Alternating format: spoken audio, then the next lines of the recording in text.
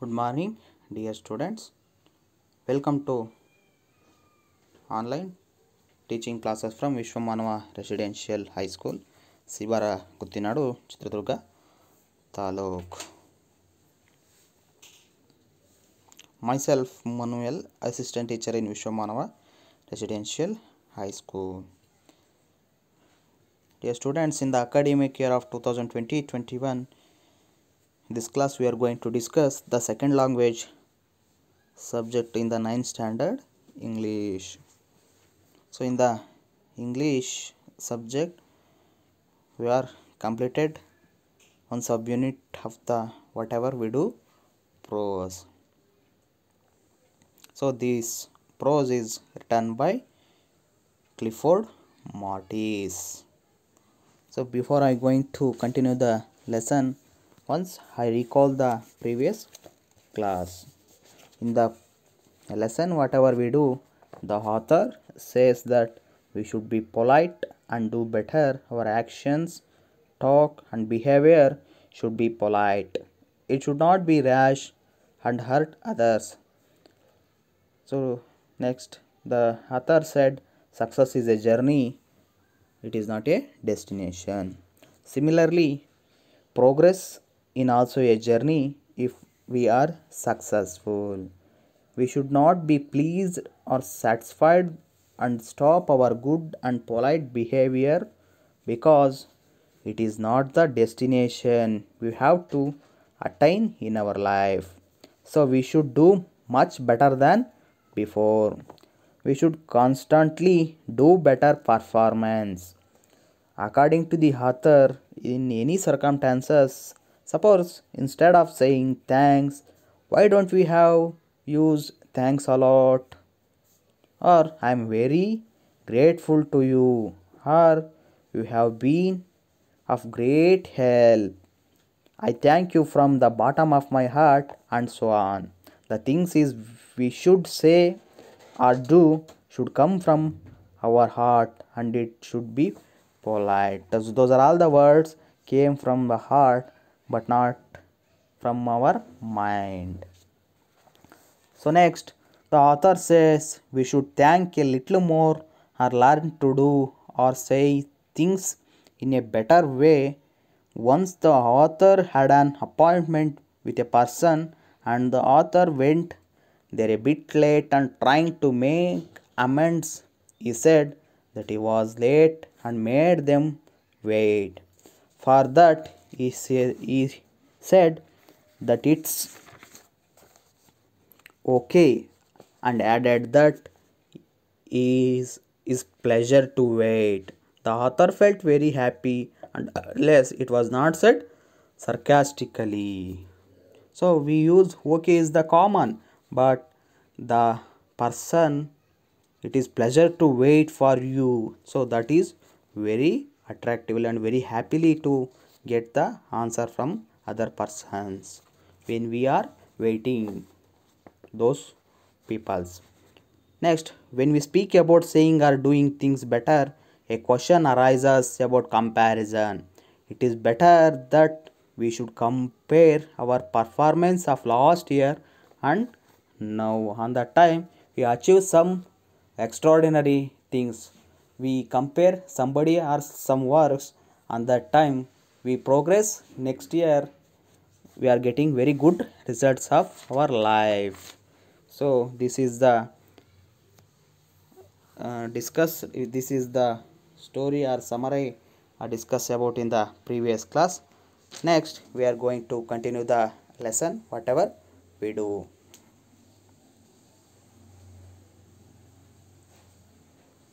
In the subunit second, first I am going to introduce some new words.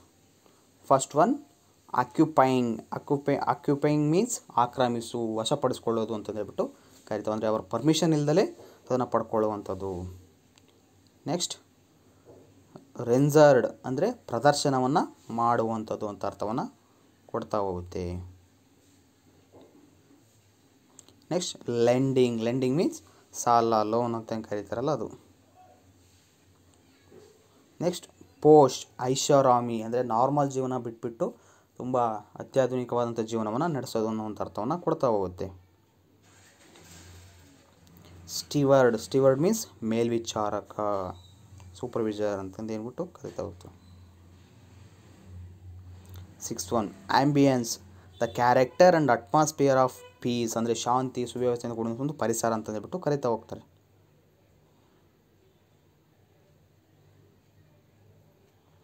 Stern ಅಂದರೆ ಹಾಸ್ಟರ್ ಅಥವಾ ಹ್ಯಾರ್ಶ್ ಅಥವಾ ನಿರ್ದಯ ಅಂತ ಹೇಳ್ಬಿಟ್ಟು ಅರ್ಥವನ್ನು ಕೊಡ್ತಾ ಹೋಗುತ್ತೆ.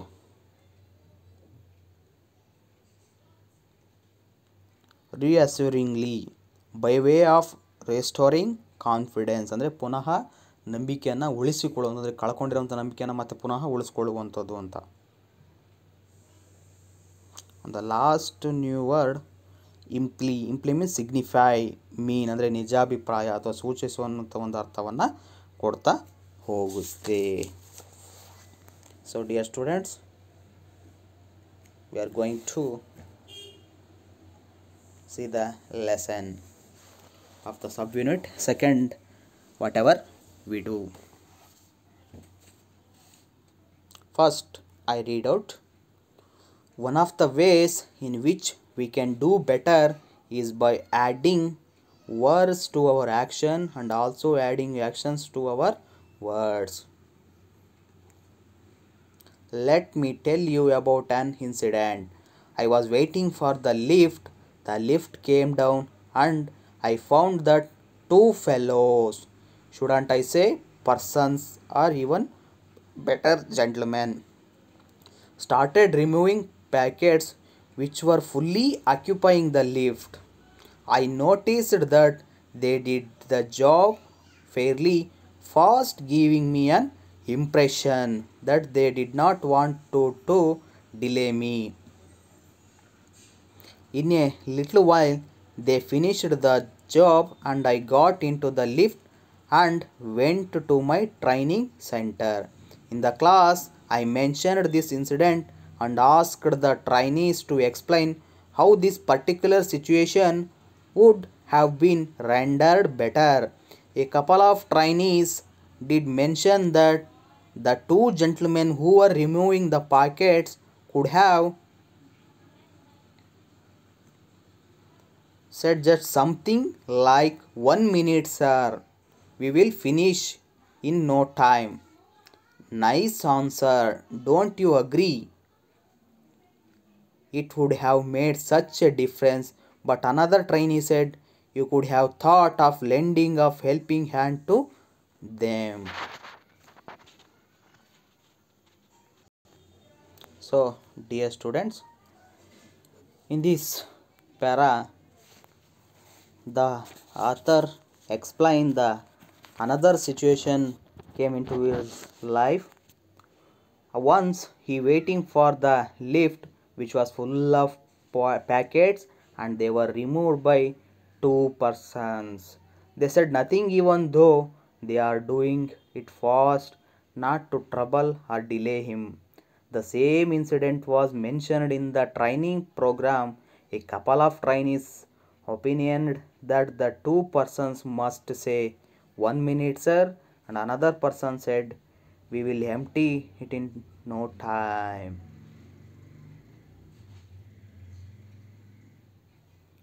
But another trainee said that he could have thought of lending a helping hand to them. This is how we should act or behave. According to the author, one of the ways in which we can do better is by adding words to our actions and also adding actions to our words. ಅಂದರೆ ಏನು ಈ ಮುಂದುವರೆದ ಅಧ್ಯಾಯದಲ್ಲಿ ಈ ಒಂದು ಪ್ಯಾರಾದಲ್ಲಿ ಕವಿ ತಮ್ಮ ಒಂದು ಲೈಫಲ್ಲಿ ನಡೆದಂಥ ಮತ್ತೊಂದು ಇನ್ಸಿಡೆಂಟನ್ನು ಇಲ್ಲಿ ನೆನಪಿಸ್ಕೊಳ್ತಾ ಹೋಗ್ತಾರೆ. ಒಂದು ಸಲ ಅವರು ಲಿಫ್ಟಲ್ಲಿ ಹೋಗುವಂಥ ಒಂದು ಸಂದರ್ಭ ಬರುತ್ತೆ. ಆ ಲಿಫ್ಟಲ್ಲಿ ಹೋಗುವಂಥ ಸಂದರ್ಭದಲ್ಲಿ ಏನಾಗುತ್ತಪ್ಪ ಅಂದರೆ ಆ ಲಿಫ್ಟ್ ಬಳಿಗೆ ಅವರು ಬಂದಾಗ ಅಲ್ಲಿ ಇಬ್ಬರು ಆ ಲಿಫ್ಟ್ಗಳಲ್ಲಿ ಪೆಟ್ಟಿಗೆಗಳನ್ನು ತುಂಬಿರ್ತಾರೆ. ಸೊ ಆ ಪೆಟ್ಟಿಗೆಗಳನ್ನು ತುಂಬಿದಂಥ ಸಂದರ್ಭದಲ್ಲಿ ಆ ಸ್ಥಳಕ್ಕೆ ಇವರು ಹೋದಾಗ ಇವರು ಈ ಲಿಫ್ಟ್ ಬಳಸ್ಕೊಂಡು ಎಲ್ಲ ಹೋಗ್ಬೋದೇನೋ, ಅವ್ರಿಗೆ ಅನುಕೂಲ ಆಗಬೇಕು ಅಂತಂದು ಹೇಳ್ಬಿಟ್ಟು ಅವ್ರು ಏನು ಮಾಡ್ತಾ ಹೋಗ್ತಾರೆ, ಆ ಲಿಫ್ಟಲ್ಲಿದ್ದಂಥ ಬಾಕ್ಸ್ಗಳನ್ನು ಬೇಗ ಖಾಲಿ ಮಾಡ್ತಾ ಹೋಗ್ತಾರೆ. ಆದರೆ ಈ ಆತರು ಏನೂ ಮಾತಾಡೋಕ್ಕೋಲ್ಲ, ಅವ್ರು ಏನೂ ಹೇಳಲ್ಲ. ಕೆಲವೊಬ್ಬರಾದ್ರೆ ಏನು ಮಾಡ್ತಾರೆ, ಬೇಗ ಬೇಗ ತೆಗಿಯಪ್ಪ, ನಾನು ಬೇರೆ ಎಲ್ಲ ಹೋಗಬೇಕು ಅಥವಾ ನನಗೆ ಅರ್ಜೆಂಟ್ ಇದೆ, ಈ ಥರ ಏನಾದರೂ ಮಾತುಗಳನ್ನ ಹೇಳ್ತಾರೆ. ಆದರೆ ಅವ್ರು ಏನೂ ಮಾತಾಡಲಿಲ್ಲ. ಈ ಒಂದು ಘಟನೆಯನ್ನು ಅವ್ರು ಏನು ಮಾಡ್ತಾರೆ, ಅವ್ರೇನು ಒಂದು ಟ್ರೈನಿಂಗನ್ನು ನಡೆಸ್ತಾ ಇರ್ತಾರೆ, ಆ ಟ್ರೈನೀಸ್ ವಿದ್ಯಾರ್ಥಿಗಳ ಬಳಿಗೆ ಬಂದ್ಬಿಟ್ಟು ಈ ಒಂದು ಇನ್ಸಿಡೆಂಟನ್ನು ಹೇಳ್ಬಿಟ್ಟು ಆ ವ್ಯಕ್ತಿಗಳು ನನಗೆ ಏನನ್ನು ಹೇಳಿರ್ಬೋದು ಅಥವಾ ನಾನು ಏನು ಹೇಳಿರ್ಬೋದು ಅನ್ನೋದನ್ನು ನೀವು ಹೇಳ್ತಾ ಹೋಗ್ರಿ ಅಂತ ಹೇಳ್ಬಿಟ್ಟು ಆ ಪ್ರಸಂಗವನ್ನು ಅವ್ರ ಮುಂದೆ ಇಟ್ಟಾಗ, ಅವಾಗ ಒಬ್ಬ ಹುಡುಗ ಹೇಳ್ತಾನೆ, ಅವರು ಸರ್ ಅವ್ರು ಪೆಟ್ಟಿಗೆ ತೆಗೆಯುವಂಥ ವಿದ್ಯಾರ್ಥಿಗಳು ಅಥವಾ ಅವರು ಪರ್ಸನ್ಸ್ಗಳು, ಸರ್ ಒಂದು ನಿಮಿಷ ವೆಯ್ಟ್ ಮಾಡಿ ಸರ್, ನಾನು ಬೇಗ ಎಲ್ಲ ಖಾಲಿ ಮಾಡ್ತೀವಿ ಅಂತನಾದರೂ ಹೇಳ್ಬೋದಿತ್ತು. ಅಥವಾ ನೀವೇನು ಮಾಡ್ಬೋದಿತ್ತು ಅಂತಂದರೆ, ತಡಿಯಪ್ಪ ನಾನು ನಿಮಗೆ ಸಹಾಯ ಮಾಡ್ತೀನಿ, ಬೇಗ ಕೆಲಸ ಆಗುತ್ತೆ ಅಂತ ನಾನಾದರೂ ಹೇಳ್ಬೋದಿತ್ತು ಅಂತ ಹೇಳ್ಬಿಟ್ಟು ಹೇಳ್ತಾ ಹೋಗ್ತಾರೆ. ಸೊ ಇದರ ಮುಖಾಂತರ ಏನಪ್ಪ ಅಂತಂದರೆ, ನಾವು ಒಬ್ರಿಗೊಬ್ರು ಸಹಾಯ ಮಾಡೋದು ಅಥವಾ ನಮ್ಮ ನಡವಳಿಕೆ ಇದ್ದಾಗ, ಈಗ ನಾವು ಅಥವಾ ರ್ಯಾಶಾಗಿ ಮಾತಾಡ್ಬೋದಿತ್ತು, ಅಥವಾ ಅವನು ವೆಯ್ಟ್ ಮಾಡಿರಿ ಸರ್ ನಮ್ಮದು ಕೆಲಸ ಇತ್ತು ಅಥವಾ ನಾವು ಫಸ್ಟ್ ಹೋಗ್ತೀವಿ ಅಂತನಾದರೂ ಹೇಳ್ಬೋದಿತ್ತು. ಬಟ್ ಈ ರೀತಿಯಾದಂಥ ಮಾತುಗಳಿಂದ ಏನಾಗುತ್ತೆ, ನಮ್ಮ ನಡವಳಿಕೆನೂ ಉತ್ತಮವಾಗ್ತಾ ಹೋಗ್ತದೆ, ನಮ್ಮ ಕೆಲಸಗಳು ಸಹ ನಡೀತಾ ಹೋಗ್ತವೆ, ನಮ್ಮ ಸಂಬಂಧಗಳು ಸಹ ಏನಾಗ್ತಾ ಹೋಗ್ತವೆ, ಗಟ್ಟಿಯಾಗಿ ಉಳ್ಕೊಂತ ಹೋಗ್ತವೆ ಅನ್ನುವಂಥದ್ದನ್ನು ಇಲ್ಲಿ ನಾವು ತಿಳ್ಕೊಬೋದು ಅಂತಂದು ಹೇಳ್ಬಿಟ್ಟು ಆತರ್ ಹೇಳ್ತಾ ಹೋಗ್ತಾರೆ. Next, you go to a shop and ask for something. Most often the shopkeeper or the salesperson reaches out to the item you want and hands it over to you. No word, nothing.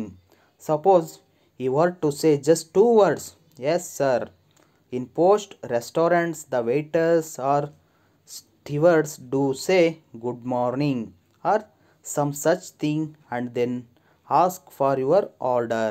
But have you noticed how the waiters behave in most of our restaurants, in spite of the fact that the food and the ambience are quite good? They usually come and stand near you expecting you to place the order. Suppose they say just 2 words, yes sir. Yes.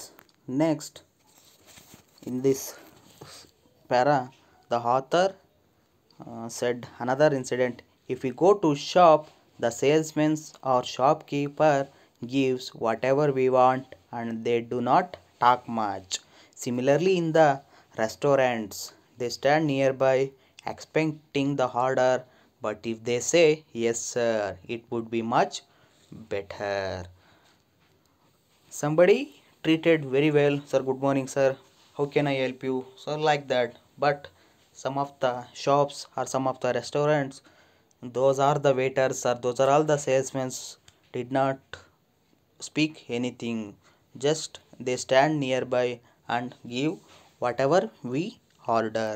ಅಂದರೆ ಇಲ್ಲಿ ಮತ್ತೆ ಮುಂದುವರೆದು ಕವಿ ಏನು ಹೇಳ್ತಿದ್ದಾರಪ್ಪ ಅಂತಂದರೆ, ನಾವು ಯಾವುದೇ ಒಂದು ಅಂಗಡಿಗಳಿಗೆ, ಶಾಪ್ಸ್ಗಳಿಗೆ ಅಥವಾ ರೆಸ್ಟೋರೆಂಟು, ಹೋಟೆಲ್ಗಳಿಗೆ ಹೋದಂಥ ಸಂದರ್ಭದಲ್ಲಿ ಕೆಲವೊಂದು ಹತ್ರ ಏನೇನು ಇನ್ಸಿಡೆಂಟ್ಗಳು ನಡೀತಾವಪ್ಪ ಅಂದರೆ, ಕೇವಲ ಅಂಗಡಿಗಳ ಹತ್ರ ಹೋದಾಗ ಅವರು ನಾವು ಹೋದ್ಮೇಲೆ ಏನು ಮಾಡ್ತಾರೆ, ನಾವೇನು ಆರ್ಡ್ರ್ ಹೇಳ್ತೀವಿ ಅವ್ನು ಮಾತ್ರ ಕೊಡ್ತಾ ಹೋಗ್ತಾರೆ, ಹೆಚ್ಚು ಮಾತಾಡ್ತಾ ಹೋಗಲ್ಲ. ಹೋಟೆಲ್ಗಳಿಗೆ ಹೋದಾಗಲೂ ಅಷ್ಟೇ, ನಮ್ಮ ಪಕ್ಕಕ್ಕೆ ಬಂದು ನಿಂತ್ಕೊತಾರೆ, ನಾವೇನು ಮೆನುವನ್ನು ನೋಡಿಬಿಟ್ಟು ಅದರಿಂದ ಆರ್ಡ್ರ್ ಮಾಡಿದ್ದನ್ನು ಮಾತ್ರ ನಮಗೆ ನೀಡ್ತಾ ಹೋಗ್ತಾರೆ. ಸೊ ಅದಕ್ಕಿಂತ ಇನ್ನು ಕೆಲವೊಂದು ಹತ್ರ ಏನಾಗುತ್ತಪ್ಪ ಅಂತಂದರೆ, ನಾವು ಹೋದ ತಕ್ಷಣ ಸರ್ ಬರೀ ಸರ್, ಗುಡ್ ಮಾರ್ನಿಂಗ್ ಸರ್, ಅಥವಾ ಬೆಳಗಿನ ವಂದನೆ ಅಥವಾ ಮಧ್ಯಾಹ್ನದ good afternoon, so like that ಈ ಥರ ಏನಾದರೂ ಹೇಳ್ಕೊಳ್ತಾ, ಸರ್ ಏನು ನಮ್ಮಿಂದ ಏನು ಸಹಾಯ ಬೇಕು, ಏನು ಬೇಕಾಗಿತ್ತು ಹೇಳ್ರಿ, ಏನು ಮಾಡಿಸ್ಕೊಡೋಣ, ಈ ರೀತಿ ಏನು ಕೆಲವೊಂದು ಮಾತುಗಳು ಬಂದಂಥ ಸಂದರ್ಭದಲ್ಲಿ ಏನಾಗುತ್ತೆ, ಅಂಥ ನಡವಳಿಕೆನೂ ಸಹ ತುಂಬ ಉತ್ತಮವಾಗಿರುತ್ತೆ.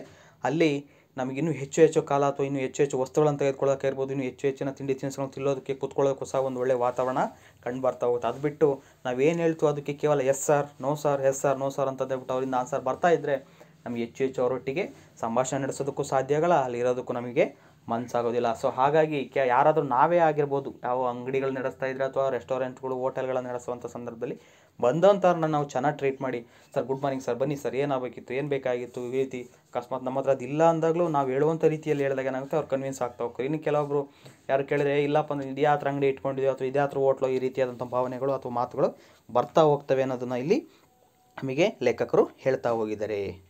ನೆಕ್ಸ್ಟ್,